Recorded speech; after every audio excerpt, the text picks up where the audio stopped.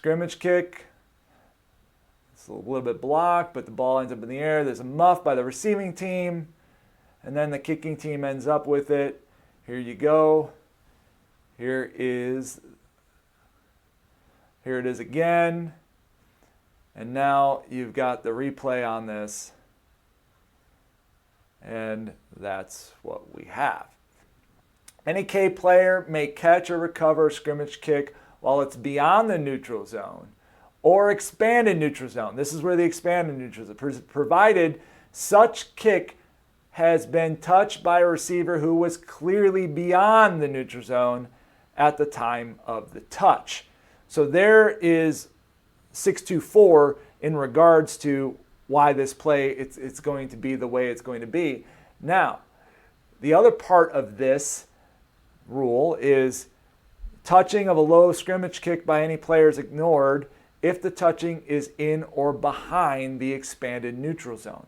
So on the play, you go back to the play, you do have this, that's ignored.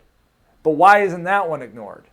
Well, you go to that first part of the rule there in the discussion on this, that this is where was that receiver completely, was that muff beyond the neutral zone? Well, no, right there, you can see that this is a big line. You can see the line is the 20, and you can see that, no, this muff happens behind the neutral zone. So the ball never crosses the neutral zone. It doesn't look that way. It actually looks like a regular scrimmage kick that's muffed, because if that ball was muffed on the other side of the neutral zone and went behind the neutral zone after the muff, now all bets are off, and whoever ends up with that ball at the end is going to get 1st and 10. I will tell you who the official is at the bottom of the screen is myself. I'm the line judge on this. And I had this clear as day. Clear as day. I saw that receiver. He muffed the ball, okay? He muffs it. Oh, I got this. This is a muff. So come in. I got the information to the crew. And I remember where I'm at the line judge, okay?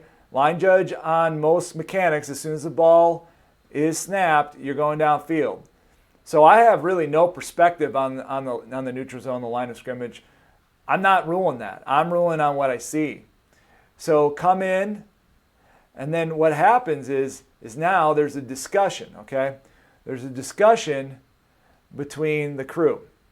And the head linesman, I come in and I'm like, whoever has the ball, it's going to be 1st down because the receiving team muffed it. And okay, so the kicking team ended up with the ball. And I'm like, it's going to be a 1st down for the kicking team because the receiving team muffed it and the ball came back. And the head linesman comes up to me and in the discussion and says, well, Tim, the ball never crossed the line of scrimmage. The line, if you look at it, the head linesman is exactly where he should be. He didn't move. He nailed this. He was right on it. He's exactly where he should be. He did not go down the field. So he was in the proper position. This is the position that we're looking for on a play like this. That's exactly why we put that official there and why they don't leave, because they are making that judgment. And I kind of I didn't believe him because I was like, wait a minute, there's no way. That was a muff. That was a scrimmage kick. It's a legal scrimmage kick. And he's like, okay, fine. And it wasn't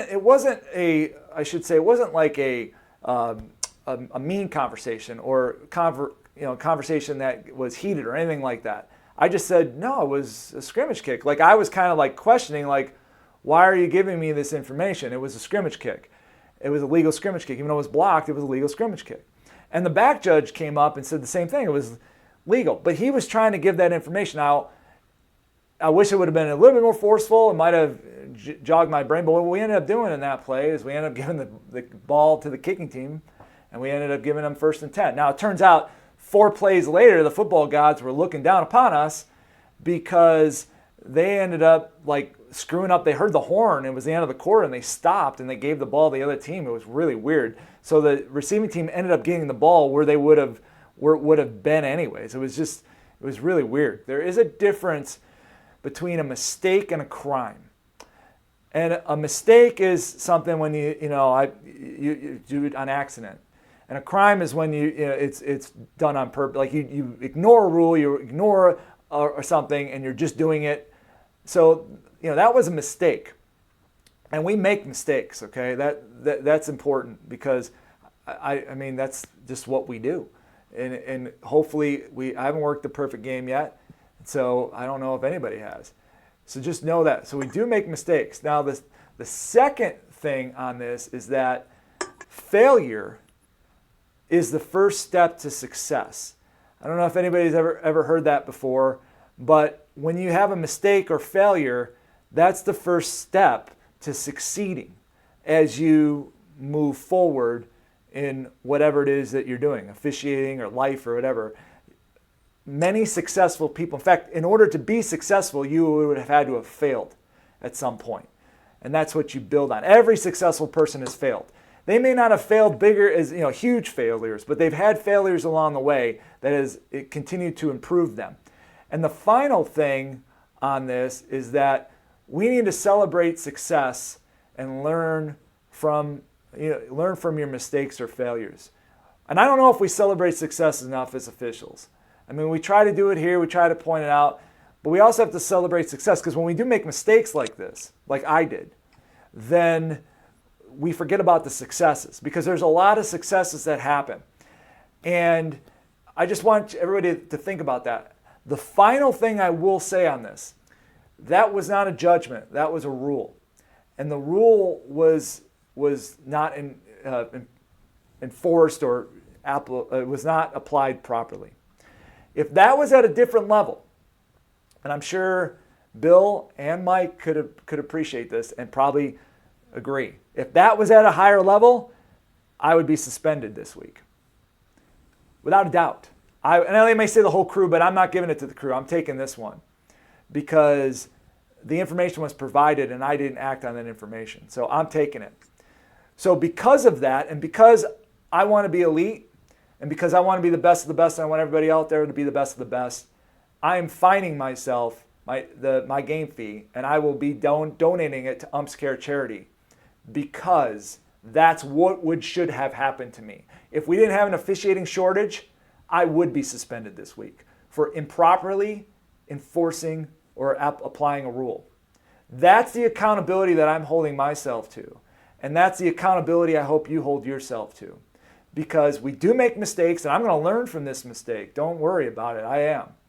But I am also holding myself accountable. And that's how I'm holding myself accountable for that.